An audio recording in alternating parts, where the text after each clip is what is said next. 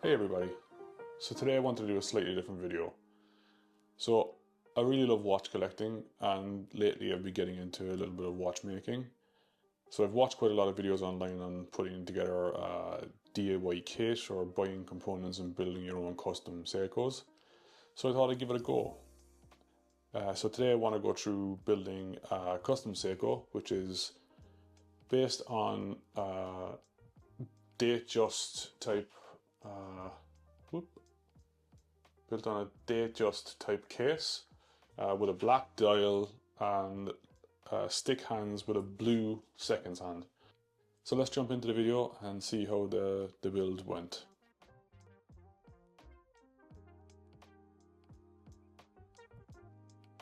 So let's start talking about the components and parts for this watch. So this is based on an NH35 movement. I have a Datejust style case and a black dial. So let's take a look at the dial first. So this dial has a kind of a rainbow pattern etched into the dial. I quite like the way the light bounces off the dial, so that's why I chose it. We have a standard NH35 movement, but the only issue is that this movement has a white date wheel, and I wanted to have a black date wheel on the watch. So we're going to have to change out the date wheel from another movement I have. So to begin with, let's get the movement in the holder, and we'll start disassembling the date mechanism so that we can remove the plate holding in the date wheel and then remove the white date wheel.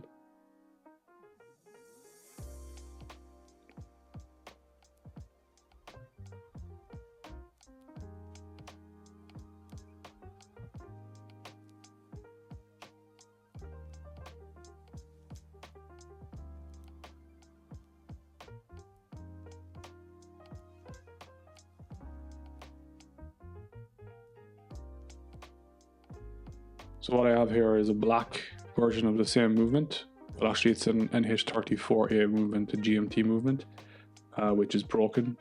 So this is what it looks like once I've changed over the black date wheel from the NH34 movement and put it into the NH35. Just double checking that everything works.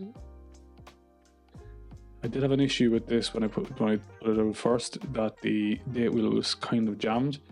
But I gave it a little wiggle and everything seemed to click into place, so the date wheel will move quite smoothly now. Let's begin by trying to get the dial onto this movement. So every dial that comes from AliExpress or wherever you may buy your dials has a number of feet on the back of the dial, which can fit in multiple movements. So what you need to do is to align the specific feet to your movement. So specifically on this NH35 movement, you can see that the pin holes for the movement itself are at 8 o'clock and 2 o'clock. So once you get these lined up, you can use your tweezers to break off the legs you don't need. Make sure they don't fall into the watch mechanism, and then you can attach the watch movement itself. Here again, I'm just double checking that everything aligns up and that the date wheel itself rotated. So let's clean everything up, make sure that we've got no dust on the dial, and we can start assembling the handsets for the movement.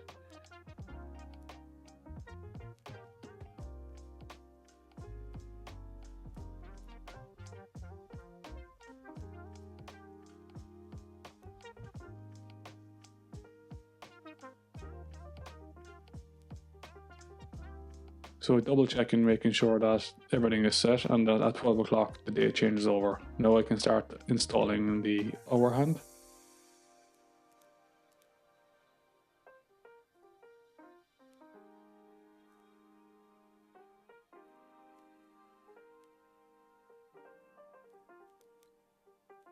So we try to align the hour hand to the 12 o'clock using the tweezers, and then we get the setting tool, which we then push the handset into place.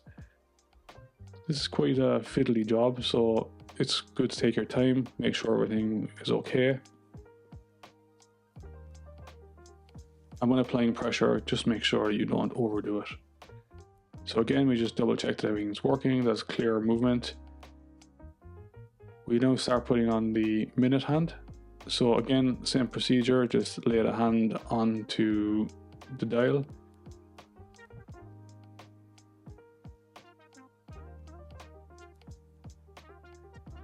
Using the tweezers, we push it back into place. And again, we just use the hand setting tool to push the hand into place. So again, double checking that when we turn the watch to 12 o'clock or close to 12 o'clock, we get turnover. So this handset actually came with this black seconds hand, but I decided I wanted to put a bit of color in the watch, so I bought this yellow and blue seconds hands also. I think I like the blue one. It reminds me of a Yachtmaster, so I think we'll go with the blue second hand for this. This is probably the most tricky part of the watch, because with the handsets for the hour and date, there's a circle in the middle of the handset and it sits over a pin, whereas this is the other way around. There's a pin that sits into the middle of the main pin in the watch.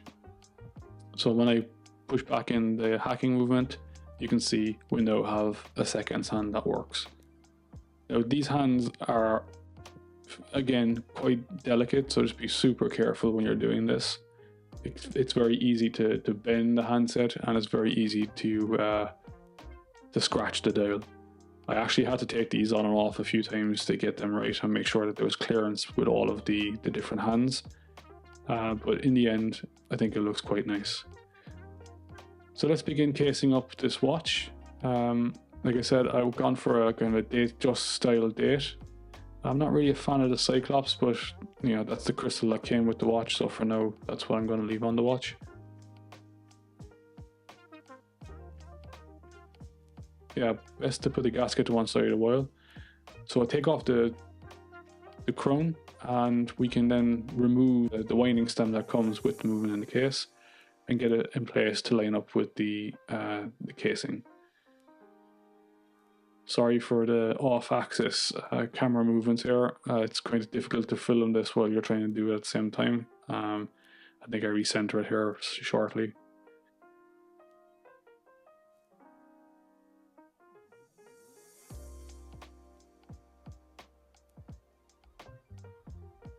Lamp the winding stem. So to prepare the winding stem, we first screw on the crown, put it in place, and then we'll take a caliper shortly and we'll measure the distance between the case and the handset, and this should be your starting point for cutting the stem. Now, it's always best to cut the stem a little bit too long because it's easy to take a little bit off. It's not so easy to put any back on. But you can get a glimpse of what the watch is starting to look like. I quite like the case being shiny against the black and white of the dial and handset and markers. So looking at the calipers, it's about 6.7 millimeters of over length.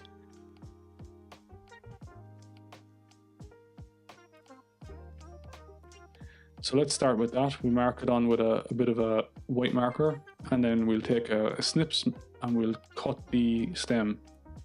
Now just to be careful here, because if you damage the threads, it can be quite difficult to get on the crown afterwards. So like I said, we'll snap off this piece first. We'll test fit this with the crown to see if everything lines up and fits. Now for me, this actually didn't quite go to plan. It didn't seem to want to sit into place again at first go, but after a little bit of adjustment and snipping a little bit off again, I was able to get this back into place.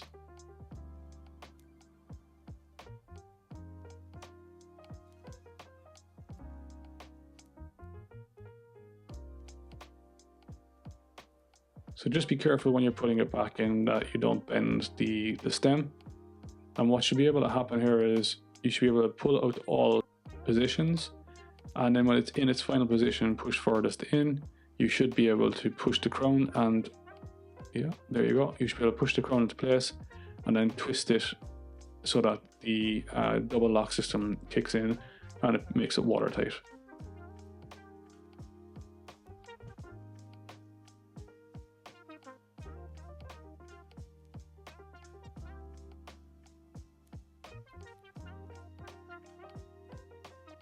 So next thing, we just take a bit of this O-ring grease, make sure that we grease up the gasket, because if it's dry it'll crack and you don't have any waterproof.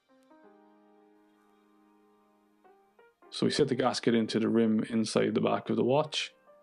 We gently screw on the back of the case, and then we take our number 8 ball and we use that to tighten the case up. Again, we just double check everything works. We make sure that the date turns over, that the hacking works, that it moves in and out every position. And there we have it. That's the finished watch head. So I had a quick look to see what kind of strap I had in my strap box, and I found this nice grey rubber strap with a deployant clasp on it. This is just an AliExpress strap. I think it was about €5 or €6. So let's fit the strap on here first, and we can do a test fit. So here you have is the finished watch. So what do you guys think? Let me know in the comments.